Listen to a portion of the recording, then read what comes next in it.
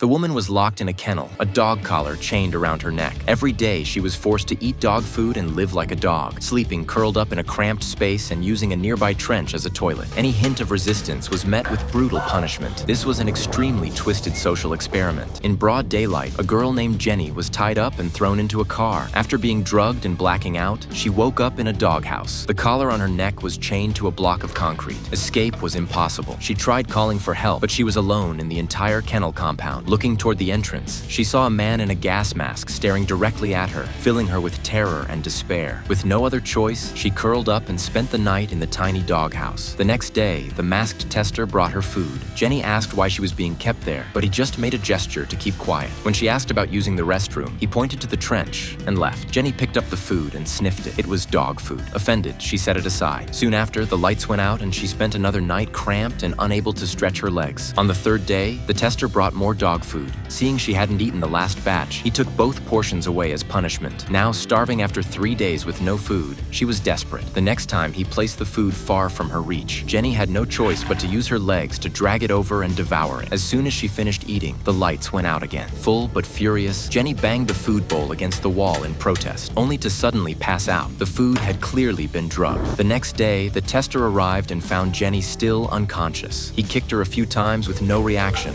then blasted her with a high-pressure hose to wake her up. Jenny had had enough. She asked when she'd be let go. To her surprise, after being cleaned up, she was brought outside for a bit of fresh air and allowed to walk around. Jenny thought maybe she was finally being released, but then a voice came over a speaker. Walking only, no running. She picked up the pace, only to realize the collar on her neck was pneumatic. The faster she moved, the more pressure it built, choking her. She tried to scale a fence, but passed out from lack of air. When she woke up, she was right back in the kennel. That's when she heard a man's voice crying for help. Peeking out, she saw another prisoner nearby. They were both trapped in this nightmare and started talking about possible ways to escape.